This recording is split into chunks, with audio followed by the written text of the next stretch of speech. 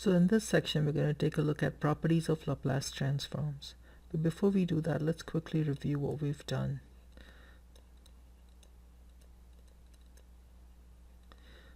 So in the last section, okay, we learned how to find the Laplace transform of a function. So let's write that down. So if you want to find the Laplace transform of a piecewise continuous function, f of t, okay, we did that by using the formal definition of Laplace transform, which was 0 to infinite e to the minus st times f of t dt. So this is the formula we use. So this is called the formal definition.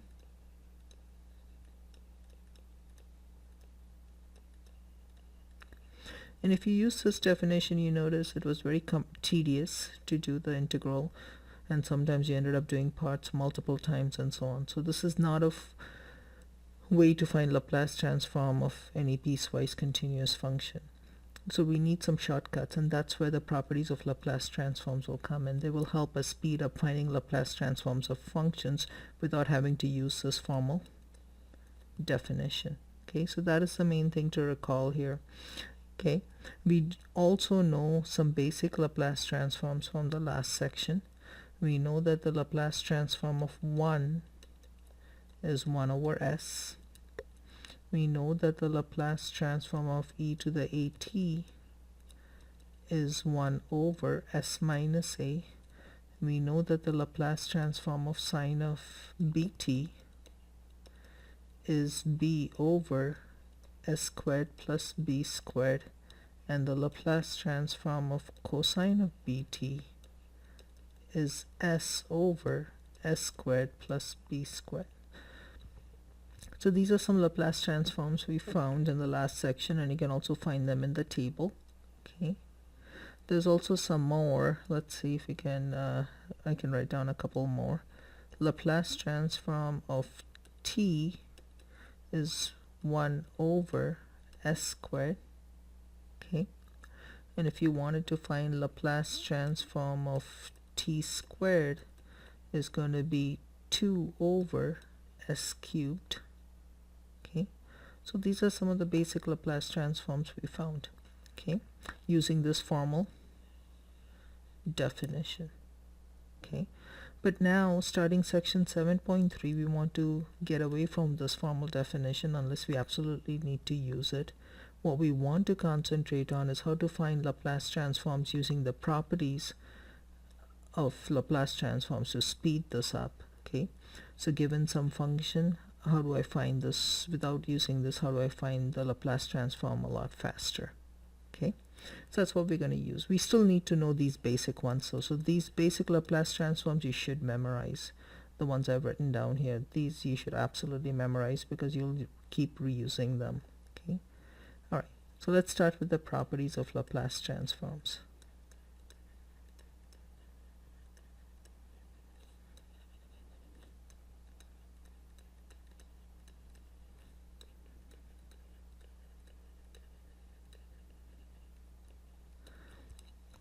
And again, one other thing I do want to mention while I'm here, 3.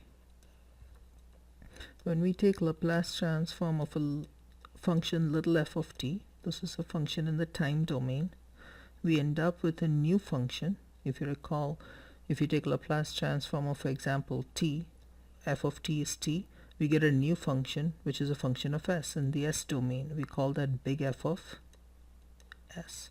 So we can always, instead of writing this, we can always write this for the Laplace transform. Or if you're using y's, if you have y of t, we'll end up with big Y of s. So whenever we take Laplace transform of a little y of t, we end up with big Y of s. We're changing. The whole idea of Laplace transform is what? To change from the time domain to the s domain. That's what we are doing. Okay, we're doing the same thing over here, just starting with different functions in both cases. Okay, all right. So the first property, which I might have already given to you in section 7.2, but if I didn't, let's go ahead and do that. It's the linearity property. which tells you that if you take Laplace transform of some constant times a function little f plus some constant times a function little g, let me make sure we write down as functions of t,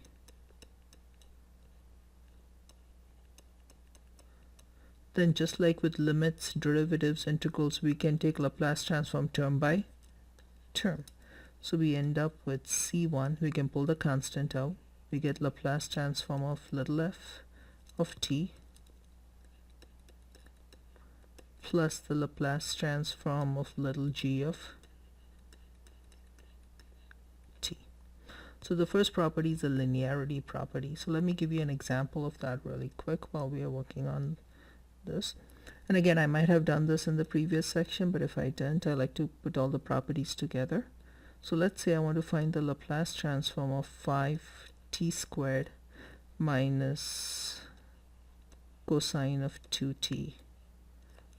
Okay, so let's take a look at that.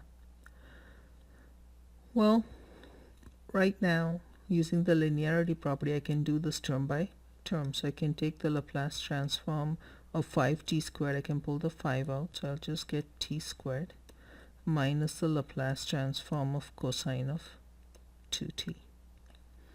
So now, using the Laplace transform from the previous section, Laplace transform of t squared is what? 2 over s cubed. So we get 5 times 2 over s cubed minus Laplace transform of cosine of 2t. b is 2 here, so this becomes 2 squared, that'll become a 4. So we get s over s squared plus 4. So here's the Laplace transform of that function. Now using the formal definition, this would have been really tedious. You would have to start by taking the integral 0 to infinite. This is my function f of t, so you e to the minus st, and then you multiply by f of t.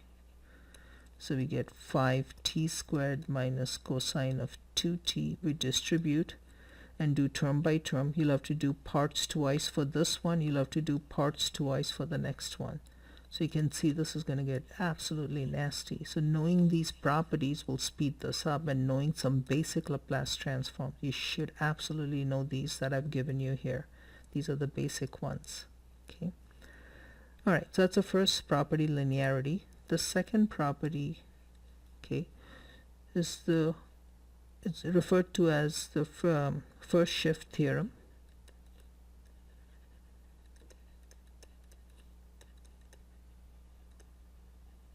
It's also called the shift in the S domain.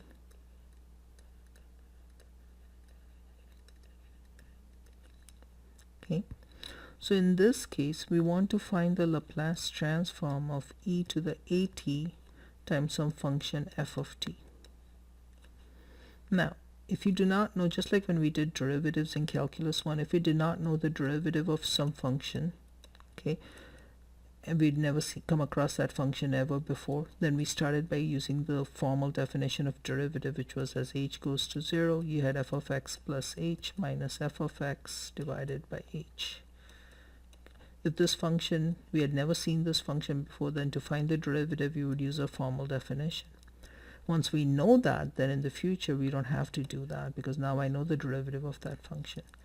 So technically, I do not know the derivative of this function. Now this is a complicated function. Normally we only have f of t, but now we have f of t times e to the at.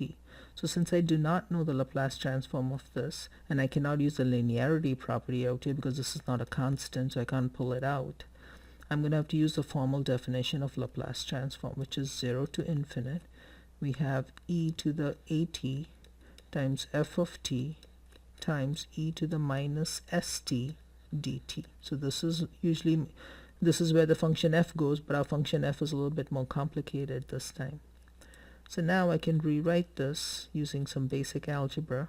I can combine these exponential terms, so you get s minus a t times f of t dt. All I did is take out a negative.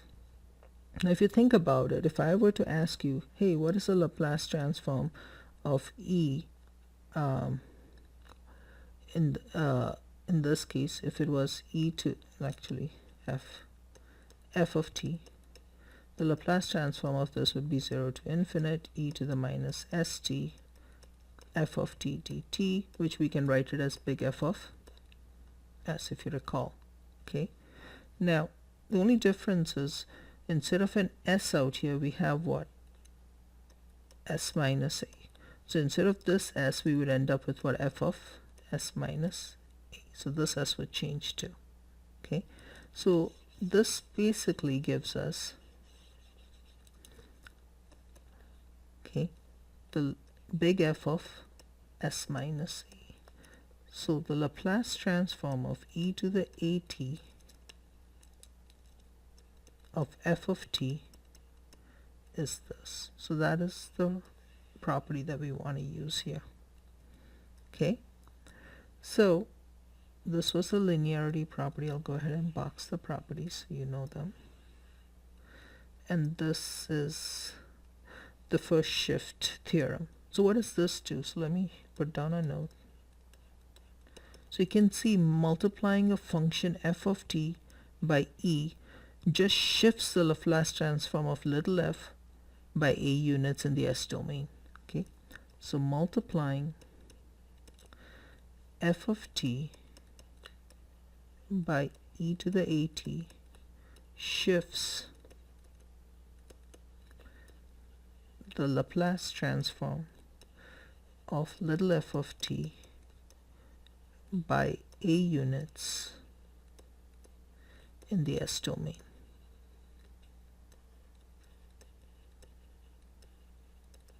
So that's all it does. So let's take a look at a couple examples of that. So let's say if I give you this, what is the Laplace transform? Let's start with something easy. E to the 3t times cosine of 4t. I do know the Laplace transform of cosine of 4t, correct? So let's do that, because we just learned that multiplying a function by e just shifts the Laplace transform of that function by a units in the S domain. Out here a is 3. Okay, so think about it. Let's do always write the Laplace transform of the function. I know that the Laplace transform of cosine of 4t, from the table we would know it'll be s over s squared plus 16. It'll be 4 squared. Now what does this guy do? It'll just shift this by 3 units because a is 3. So everywhere you see an s, you'll get s minus a. Just like over here we have s minus a. So in this case a is 3.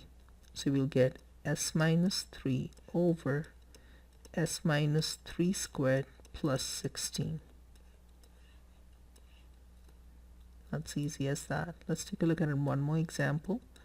Let's say if I ask you what is the Laplace transform of e to the minus 2t times t. Okay, and let's throw in something else out here too. Let's go plus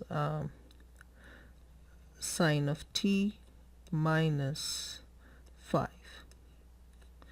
So what we're going to do is we're going to use the linearity property. So break it up. So we get Laplace transform of e to the minus 2t times t plus the Laplace transform of sine of t minus 5 times the Laplace transform of 1 using the linearity property. So let's do the easy ones first. Laplace transform of sine is what? 1 over s squared plus 1, because b is 1 here. So it's b over s squared plus b squared. B is 1, so we get that. And Laplace transform of 1 is 1 over s, so we just get that. And this one is interesting because what are we doing here? We're taking the Laplace transform of this function and multiplying it by e. What does e do? It shifts the Laplace transform of this function by whatever a is. In this case a is negative 2 by negative 2 units in the S domain. So let's do the Laplace transform of little t on the side. What is Laplace transform of just t? It's 1 over s squared. So all we're going to do is, because we are multiplying t by this, by e, we're going to shift this Laplace transform by negative 2 units in the S domain. So we get 1 over s minus 2 squared.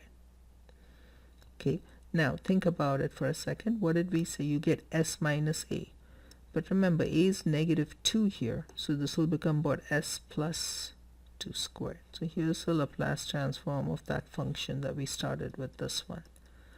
So all we did is use the linearity property and do Laplace transform term by term. And then we realize that we are taking this function t and multiplying it by e. As soon as we see that, we know that we're going to shift the Laplace transform of t in the s domain by a units. Okay, except a was negative 2, so we end up at positive 2 here. Okay, so that's how the second property works. Let's go to the third property of Laplace transform. Now this property is really interesting. It is called the derivative of the Laplace transform. Derivative of a Laplace transform. Okay, so let's take a look at that first. So what is the derivative of a Laplace transform? When we take the Laplace transform, what do we get? Laplace transform of little f is big F. So when you say you're taking the derivative of this, that means you're going to take the derivative of this. Do you guys follow? That's what's going to happen. So we're going to take the derivative of this. So since we're going to end up with a function of s, we want to take derivative with respect to s. Okay, so let's start with that. So the derivative of a Laplace transform big F of s is just going to be the derivative of what is big F. Big F is the Laplace transform of little f of t. That's what it is, correct? But what is the Laplace transform of little f of t? That is the integral from 0 to infinite e to the minus st f of t dt. That is what that is. Okay, so now out here we're taking derivative integral with respect to t. Out here we're taking derivative with respect to s. So we'll end up with two variables, s and t on the inside, right? So when I move this derivative on the inside, which I can do, I'll have to change this derivative to a partial derivative because now I have functions of two variables. So let's do that. So we get 0 to infinite. We get partial with respect to s e to the minus st f of t dt. Okay. Now this has nothing to do with s, so we're just going to take the partial of this with respect to s. Partial of e is just e times the chain rule, so you'll get a negative s. So I'll pull that negative out in the front. Okay, so we get negative integral 0 to infinite s e to the negative st f of t dt. Now you should tell me, wait a minute, that's wrong, because when we take the derivative of e, we get e times the derivative of the exponent, which will give you negative t, because we're taking derivative with respect to s. So we won't end up with s, but we'll end up with a negative t. That negative came out here. Okay. Now, if I were to rewrite this a little bit differently, let's do that. Let's put the t with the f.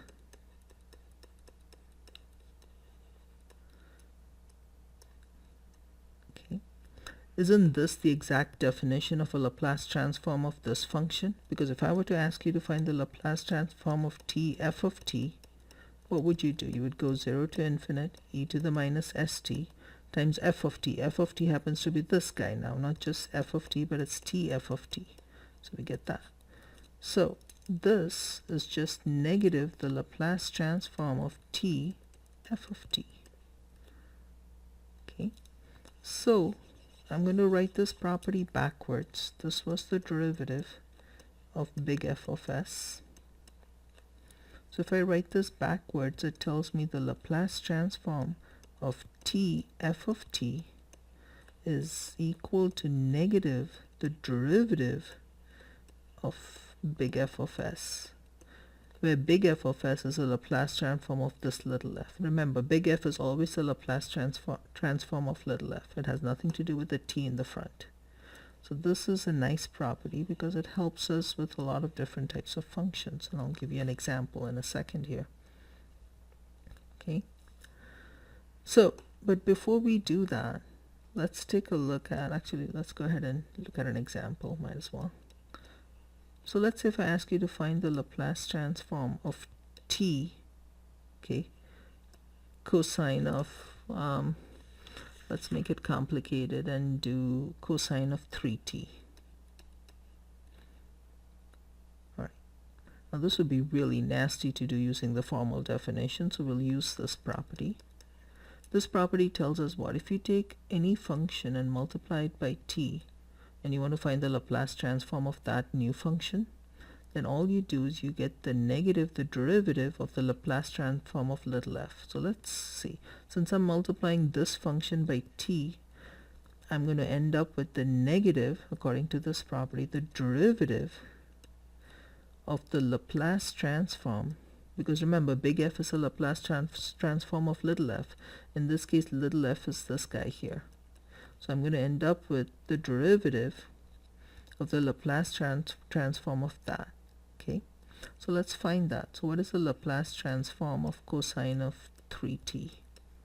So this is going to be s over s squared plus 9, because b is 3 here. So it's s over b squared, s squared plus b squared. So I get s over s squared plus 9. Okay, so that's what we did over here. To find the Laplace transform of t, f of t, we took the derivative of the Laplace transform of this f of t, whatever that happens to be, without the t. Okay, so the Laplace transform of that is that. So now we just do quotient rule. We get derivative of the top is 1 times the bottom minus the top times the derivative of the bottom, which is 2s, divided by the square of the bottom. And you can add those terms on the top. You'll get s squared minus 2s squared, so you'll get negative s squared plus 9 over this. And I can distribute that negative, so you'll end up with s squared minus 9 over s squared plus 9 squared, and that is the answer for that. Okay, so that is a pretty nice property of Laplace transform, which helps us find Laplace transform of any function that's multiplied by t very fast by using derivatives. Okay, out here when we multiplied a function by e, we did a shift. Do you guys see that? But out here when we multiply a function by t, we take the derivative. Okay, now this property can be extended. So this is number 4. So this is the extension of property 3 that we just did. Okay, so let's take a look at that for a second. Let me actually motivate this by an example. Let's say I want to find the Laplace transform of t squared f of t. Actually, let's make it a little bit more complicated. Let's do t cubed. Along the way, you'll notice we'll find some interesting things. Okay, now all we've learned so far is Laplace transform of t f of t. We do not know t cubed f of t. So what we can do is we can be creative and rewrite this as the Laplace transform of t times t squared f of t. Okay, so now this becomes kind of like my f of t in the previous property 3. So what does that tell us? We get negative the derivative, okay, of the Laplace transform of whatever this is. If you recall, another way to write this would have been out here. We should have written this Laplace transform of cosine of 3t, which we know is s over s squared plus 9, if you recall from here. Okay, so I could have done that extra step, but I'm going to do that here. So it's going to be t squared f of t. So to find the Laplace transform of this, because we are multiplying this guy by t, it means I'm going to take the derivative in the s domain, negative the derivative in the s domain of the Laplace transform of whatever this is. Okay, But wait a minute, I do not know the Laplace transform of this either. So let's break it down further. What is that going to be? Well, I can definitely rewrite this as the Laplace transform of t times t f of t. Correct? Just like we did before. Since I'm multiplying by t, what does that tell me? According to the property 3, we get negative the derivative of this guy, which is going to be t f of t. Oops. It's going to be negative the derivative of the Laplace transform of that guy, t f of t. Okay.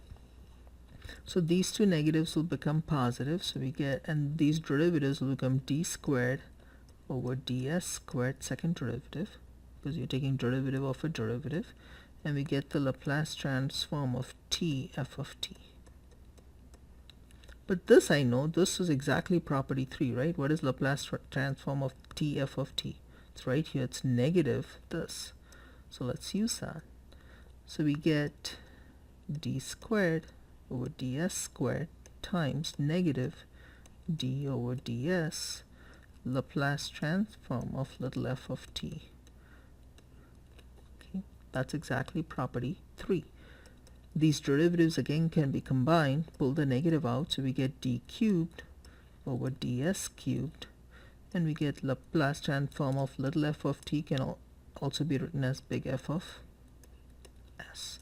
So this is the Laplace transform of little t cubed f of t.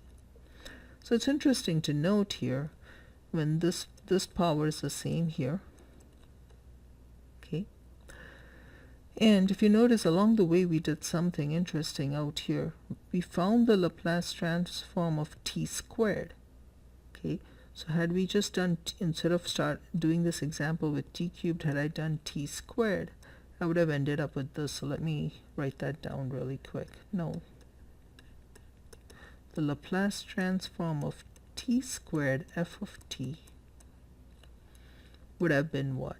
You'll have to write it as t times t f of t, just like we did before. So we get negative the derivative of Laplace transform of t f of t. This will be the derivative of this Laplace transform of this guy, which we know from property 3 is negative d over ds times the Laplace transform of little f of t. These derivatives will combine, the negatives will combine, we get d squared over s squared times the Laplace transform of little f of t can be written as big F of s. So you can see if we had done that, we would have that. So what is the difference? This power is the same as the order of the derivative. Okay. The only thing that's interesting is if the exponent is odd, there's a negative in the front, and if the exponent is even, there's no negative in the front. So this gives us this new property. We're going to keep doing this, so we get this. The Laplace transform of t to the n f of t is going to be negative 1 to the n, because if n is even, this negative 1 will become a positive, because that's what happened. If n is even, we didn't have a negative in the front. And then we get dn over dsn of big F of s. So this is another nice property. Okay. Now this gives us a nice example. Let's say I want to find, I know what the Laplace transform of t is and t squared. I gave that to you right here at the beginning. But what about Laplace transform of t to the 7 or t to the 17 or 70 or whatever? How do I find that? Well, let's take a look at it. We can use this property that we just did, number 4. Okay, so let's do an example. Let's find the Laplace transform of t to the n. Okay, what is that? Well, Laplace transform of t to the n can be written as the Laplace transform of t to the n times 1. So we're just writing it exactly in this form, where f of t is just going to be 1.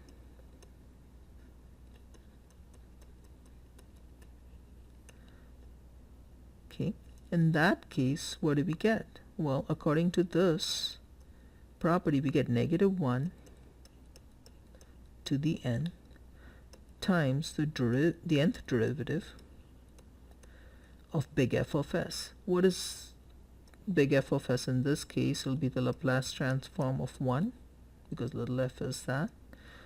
Okay, remember the Laplace transform of the little f is big F, and in this case little f is 1, so that'll be the big F here that we want. So let's do that. Negative 1 to the n dn over dsn times 1 over s, because Laplace transform of 1 is that. Now if you think about it, what is Laplace transform of the nth derivative of 1 over s? Well, let's start with the first derivative. What's a nice way to write that? S to the negative 1. Okay, if I do the first derivative, I'm just going to write it here. It'll be minus 1 s to the negative 2. If I do the second derivative, it'll be what? Positive 2 times s to the negative. If I do the third derivative, it will be negative 6 times s to the negative 4, and so on. The next one, let me do one more. It will be 24 times s to the negative 5.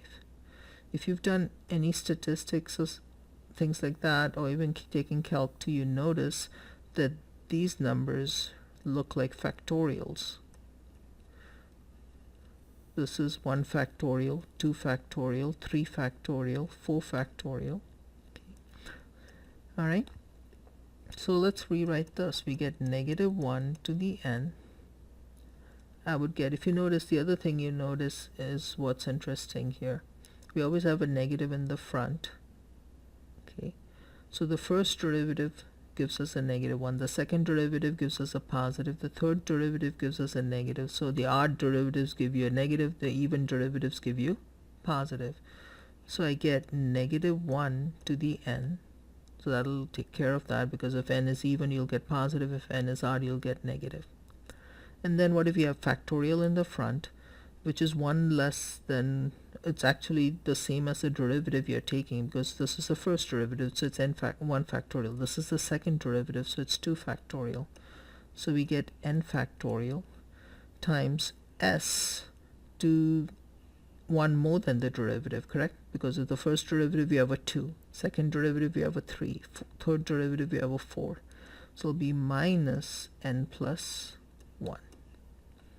Now if I multiply these two guys, you'll get what? Negative 1 times n plus n, which will give you negative 1 times 2n, or we can write it as negative 1 times 2 to the n. If you square this, you'll just get 1 to the n, which will give you 1. So this will just give us n factorial over, I'll move this s to the denominator, so you get n plus 1. This negative will become a positive. So we have this nice formula for the Laplace transform of t to the n, where n can be any exponent here. Okay, so let's take a quick look at an example of that. Oops. So let's say I want to find the Laplace transform of t to the 5. So what would it be? According to that property, n is 5, so you're going to get 5 factorial over s to the n plus 1. 5 plus 1 is 6. And 5 factorial is going to be 120 over s to the 6. So there's your Laplace transform of t to the 5. Okay? Alright. So the next thing, we're going to take a look at the next property. So that was 4. So property 5 has to again do with derivatives, but it's a little bit different. The last property was where we took the derivative of a Laplace transform. This time we're taking the Laplace transform of a derivative.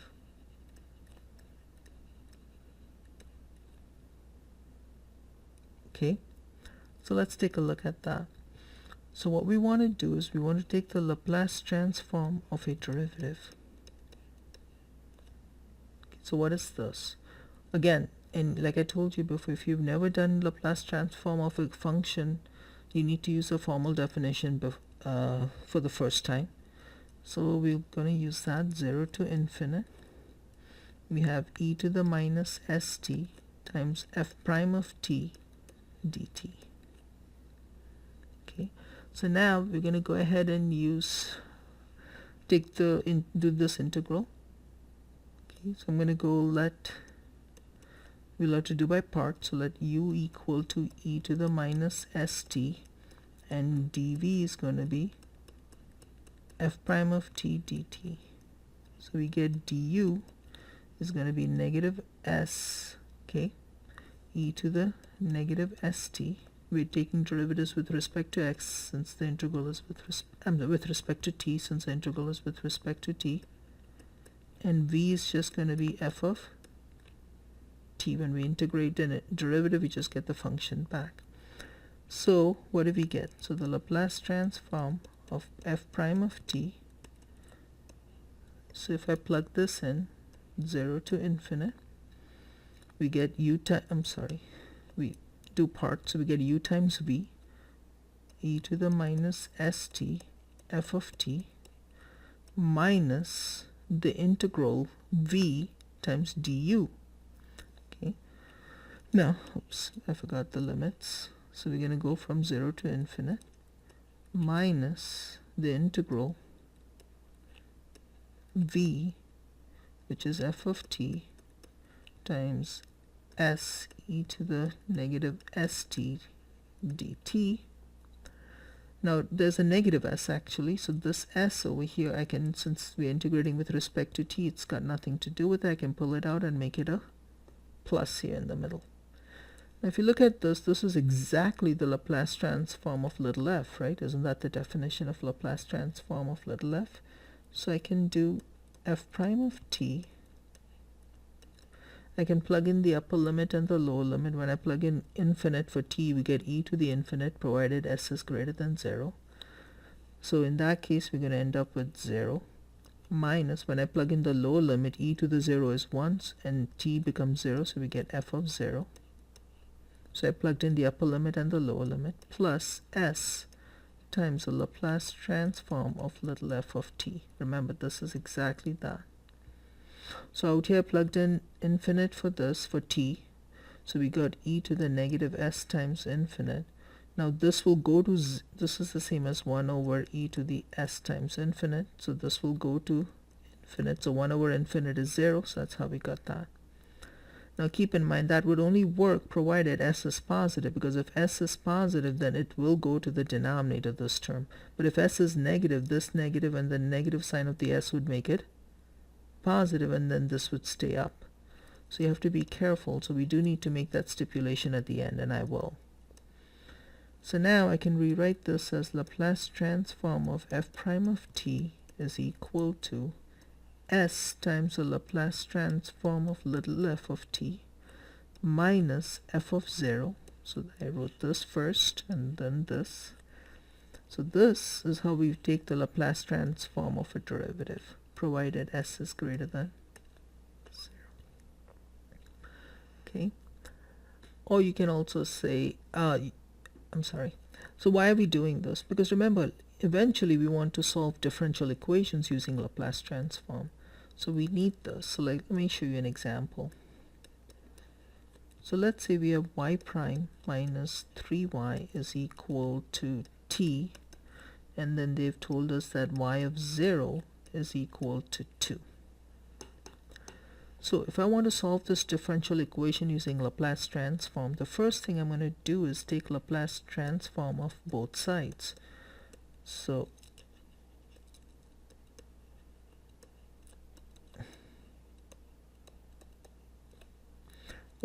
and then according to linearity property, I can do term by term. So I get y prime, the 3 comes out, we get little y, and we get Laplace transform of t. If you remember, we'll write it in the next line. Okay, what is Laplace transform of a derivative? It's right here, except instead of an f, we have a y. So it's going to be what? S. I'll just leave that there. It's s times the Laplace transform of y. Remember, instead of f, we have a y. This will be y of 0 minus y of 0 minus 3 times the Laplace transform of y is equal to 1 over s squared, because that's a Laplace transform of t. What is y of 0? It's 2. So I can replace this with a 2. And I can combine these guys since they have the same Laplace transform. What's another way to write that? I've told you at the beginning of this lecture, Laplace transform of little y is just big Y of s. This is of t, this is of s. So I can write this as s times big Y minus 3 times big Y is equal to 1 over s squared. I'll move this negative 2 to the other side, so it'll be positive 2. And then we can pull the s out, the y out, the big Y, and I can combine these using common denominator, and I can divide by that.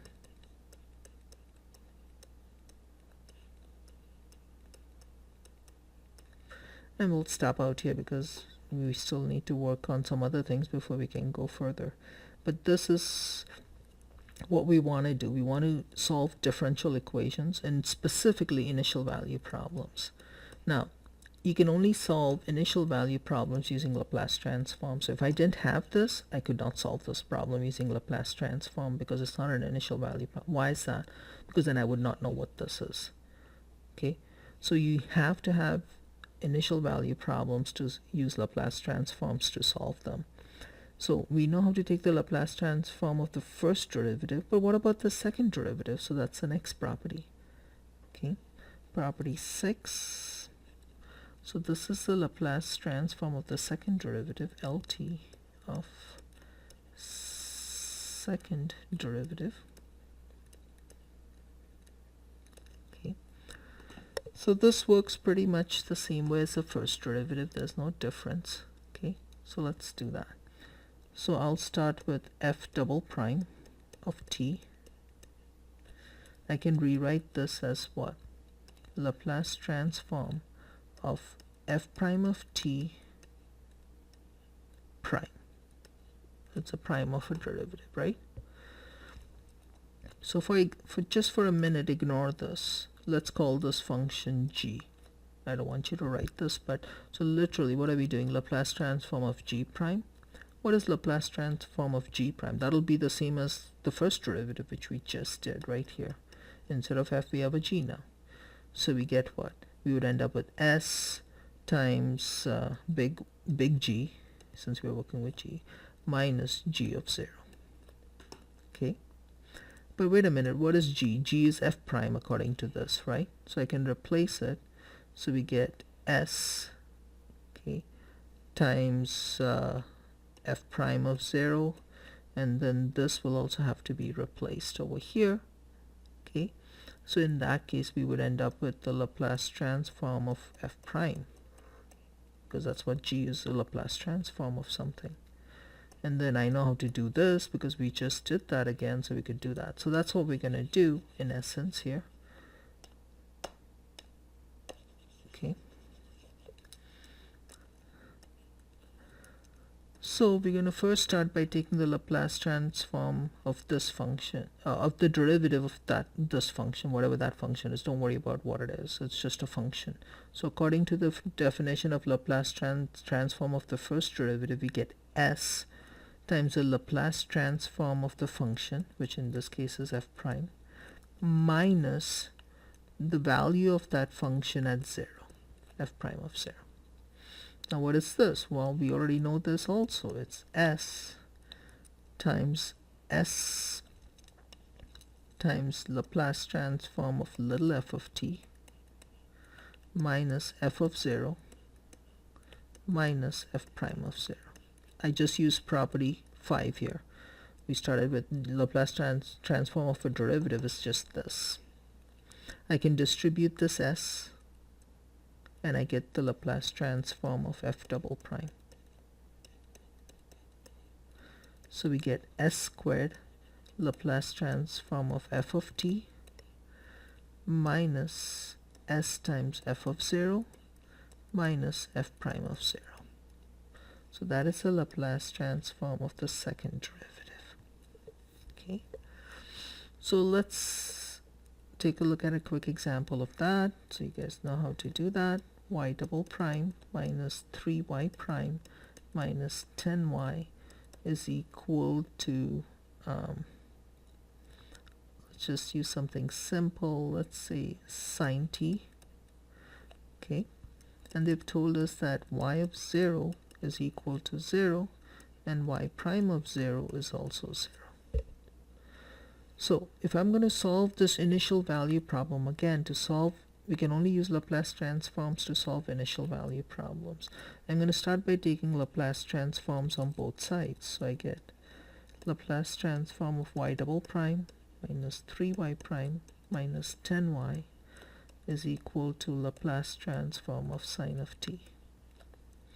We can use a linearity property, do term by term. What's a Laplace transform of y double prime? It's right here, except instead of f we have a y,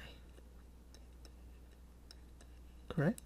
So we get s squared Laplace transform of little y, which can also be written as big Y, okay, minus s times little y of 0 minus y prime of 0.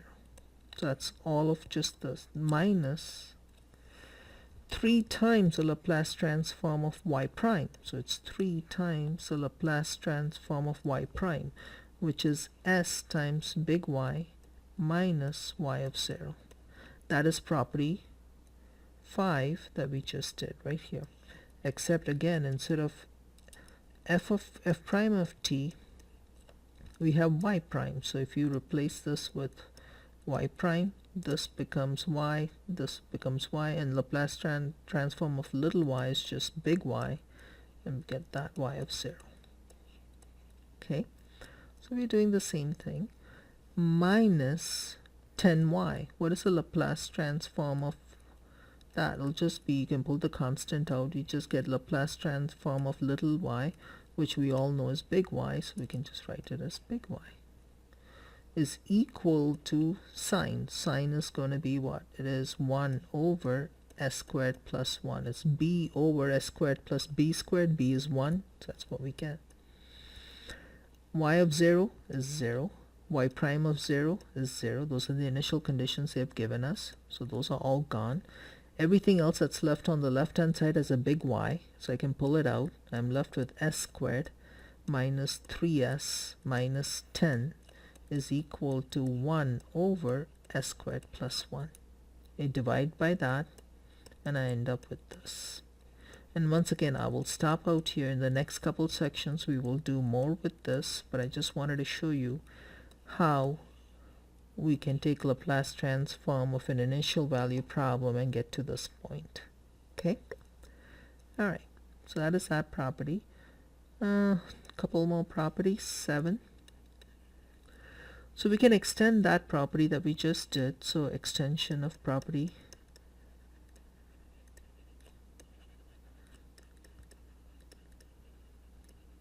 six and 5 and 6.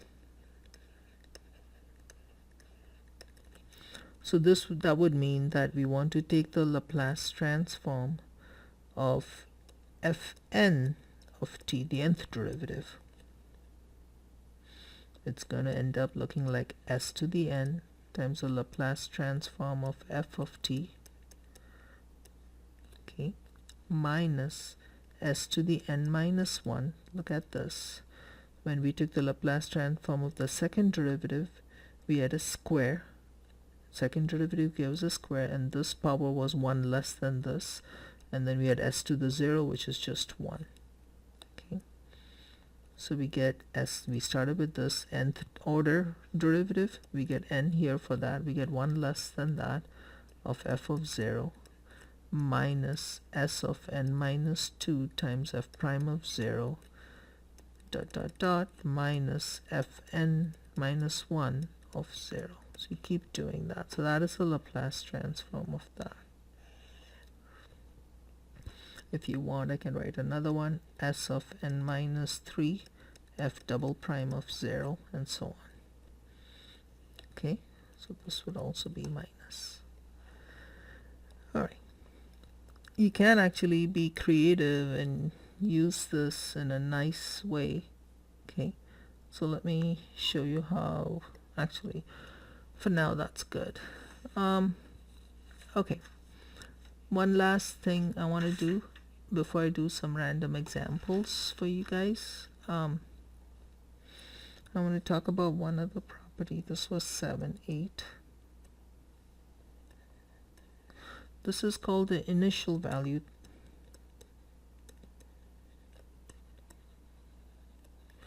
theorem, or property, whatever you're going to call it, which states that the limit as t goes to 0, okay, from the right, of f of t is equal to the limit as s goes to infinite of big F of s times s. Sorry, I forgot that s. Okay.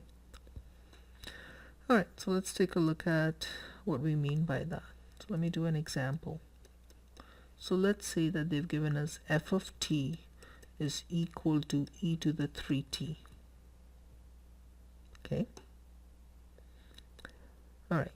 Now this property, you need to know little f, which is given to us, but we also need to know big F. Okay.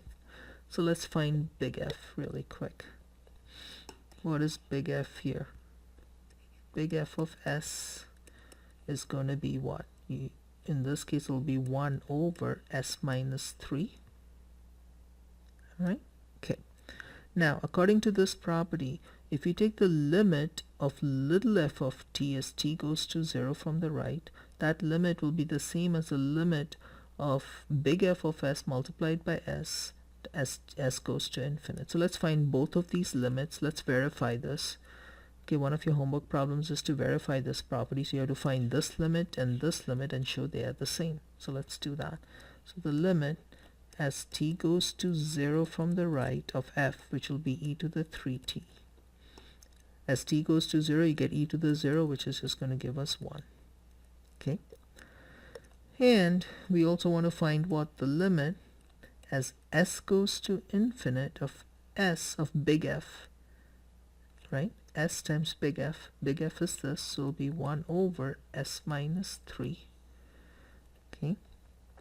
Which, if you do this, is anytime you take limits at infinite, if you remember from Calc 1, we keep the dominating terms on the top and the bottom. We get s over s, which will also give us 1. So we verified that this is 1, this is 1. So that verifies that. So you have a couple problems for homework where you just need to verify the initial value theorem. But there's another one called the final value theorem.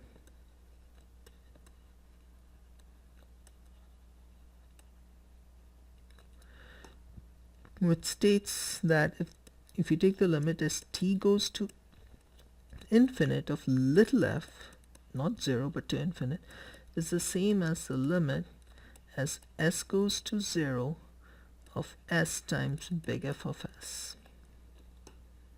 Okay, so let's take a look at that example. Let's say that little f of t is e to the negative t.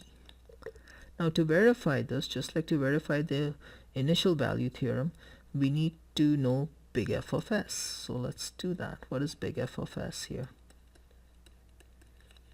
Okay. If I take, in this case, it'll be 1 over s plus 1. Okay. So let's take the limit as t goes to infinite this time, because we want to verify this. You want to find this limit and show they are the same. So you get e to the negative t. As t goes to infinite, you'll have e to the minus infinite, which will be 1 over e to the infinite, which will be 1 over infinite, which would be 0. So this is just 0. And if you take the limit as s goes to 0, but keep in mind we have to multiply this big F by s. So you get s over s plus 1, that's big F. So this is big F here. If you take this limit, what will happen here? Okay. As s goes to 0, what do we get? 0 plus, divided by 0 plus 1. 0 over 1 is just 0. So they're exactly the same. And then the last property has to do with limits also. So it states that the limit as s goes to infinite of big F of s, the limit of a Laplace transform at infinite, is always going to be 0. Okay, this is an important property that we will exploit later. Basically, it says that anytime you take the limit at infinite of big F of s, it's always going to give us 0. So let's go back and take a look at just some simple examples that we started with.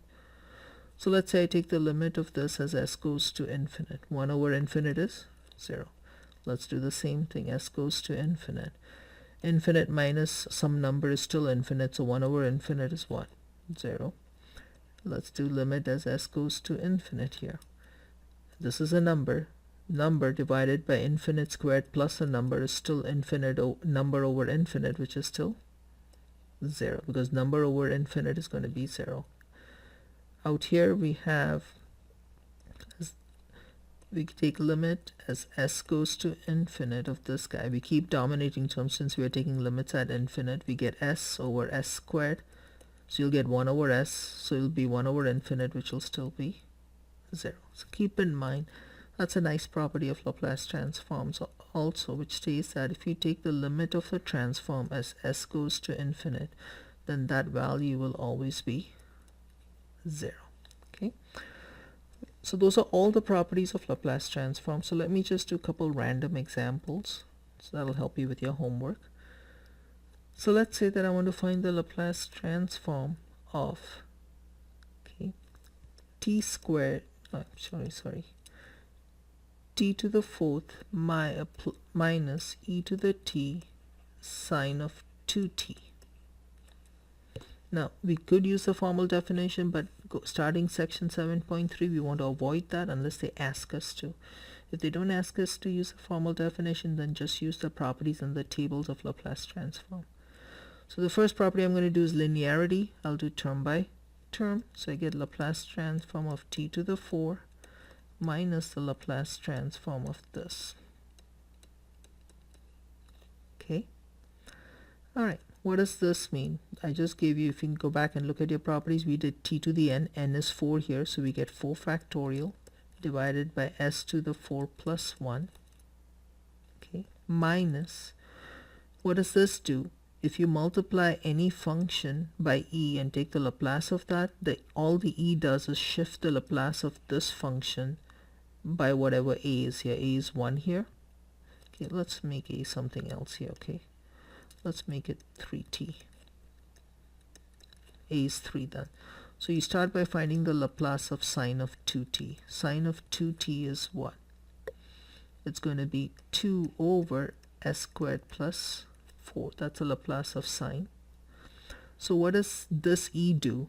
E shifts this Laplace by 3 units because a is 3. So you'll end up with 2 over s minus 3 squared plus 4. So that is the answer to that. I really should write this nicely. 4 plus 1 is 5. Okay, so that's the answer to that Laplace transform problem. Let's take a look at another one. Let's say I want to find the Laplace transform of cosh of 2t. Now keep in mind, we do not know the Laplace transform of cosh, but we can always try to rewrite it in terms of something we know. It'll be e to the 2t minus plus negative 2t over 2. That is cosh of 2t.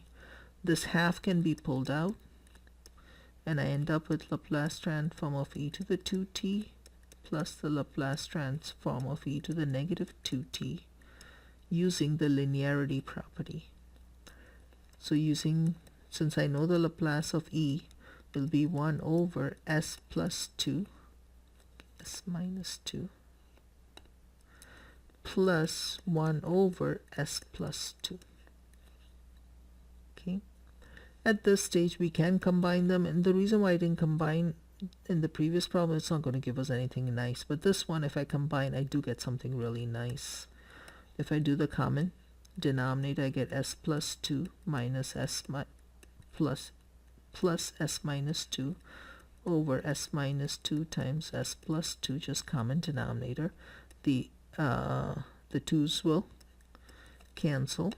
You'll get two s's on the top. There's a 2 in the front. That'll drop that 2, so you'll get s over, and I can FOIL this, s squared minus 4. So that is the Laplace of cosh of 2t. So that is a nice Laplace.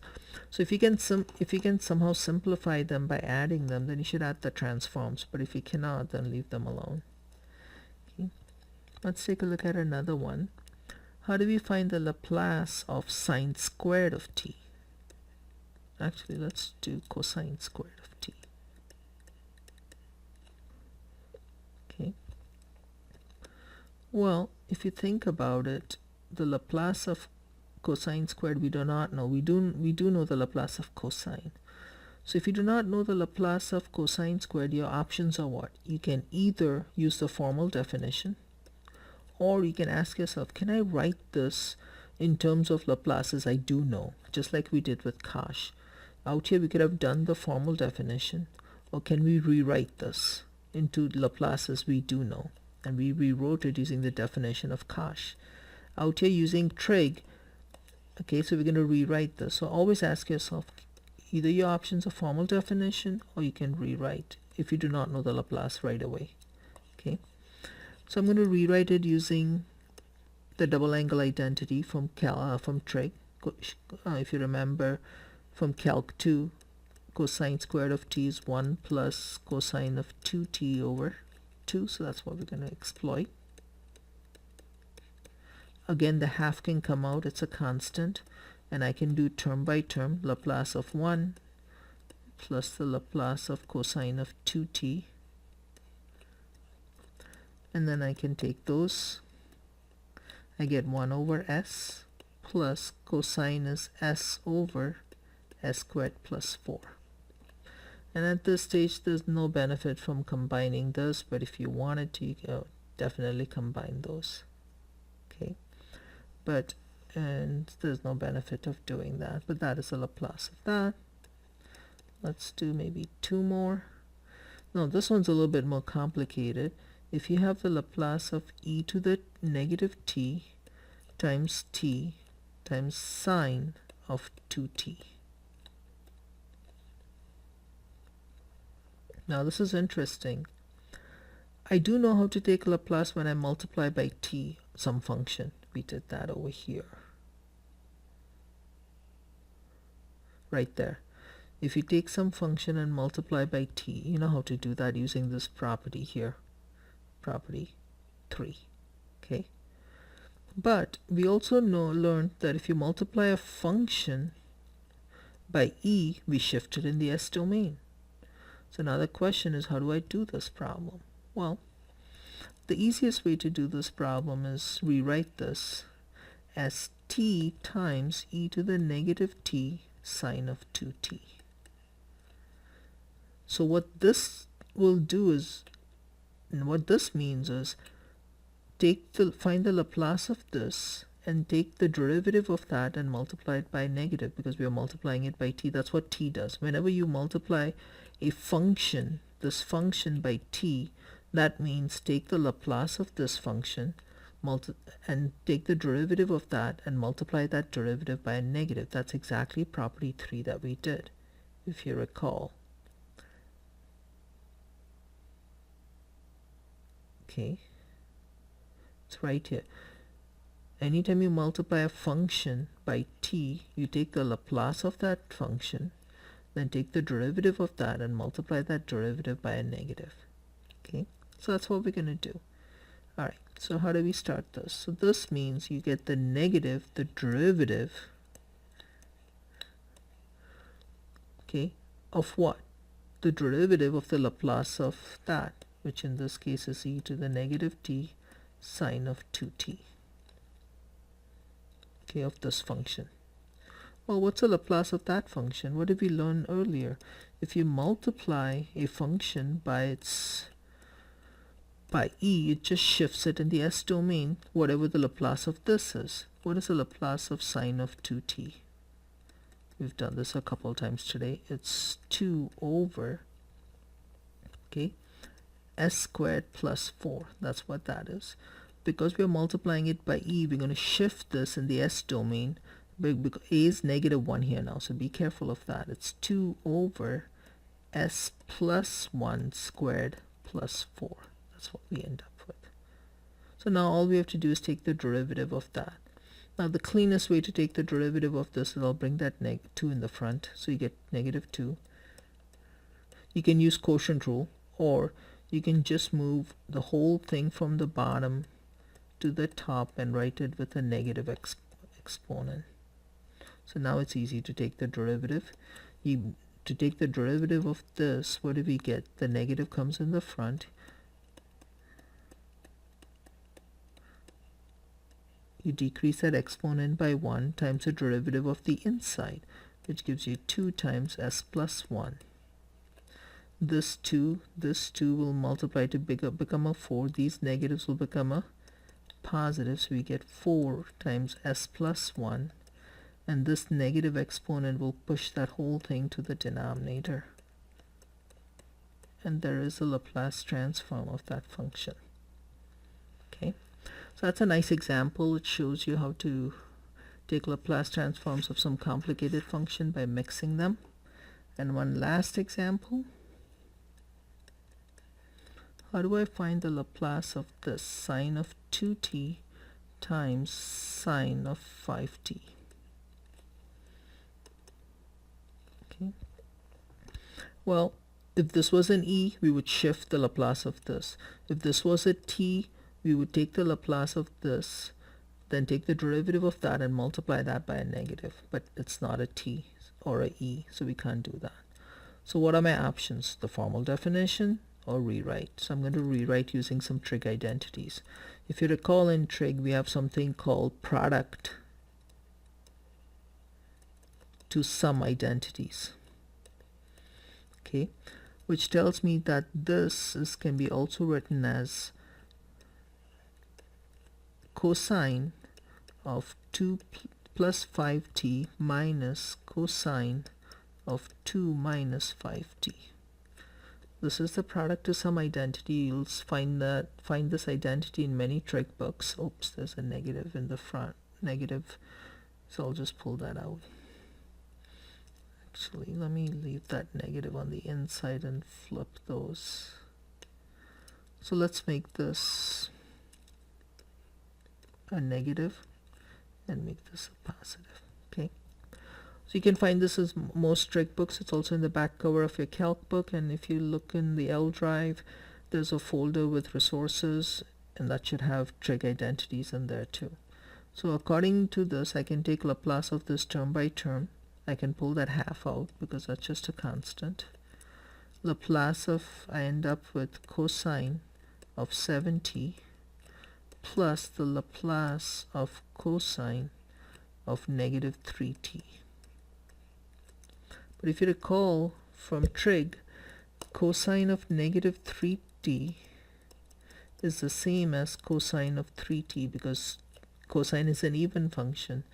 So when I use that, I'll start by taking the Laplace of this. It will be s over s squared plus 49. Okay, plus. Remember, this is the same as cosine of 3t. Since cosine is an even function, I get s over s squared plus 9. There's the answer. Okay. So this section is all about properties of Laplace transforms, and what they give us the ability to do is find the Laplace transforms of functions a lot quicker than having to use the formal definition. What I always want you to remember is if they ask you to find the Laplace transform, you ask yourself, do I know this? Is it known? That means this is something I already know, like something like this. I already know these because some basic Laplace transforms you should know. If it's not a known one, then your options are what? Use the formal definition, or you can try to rewrite. I would use this last because that's your last resort. Always ask yourself, is it known? Can I rewrite? And then do this. Usually you should be able to do these two. By using those two, you should be able to find the Laplace transforms. The only time you want to use a formal definition is if they really ask you for it. Okay?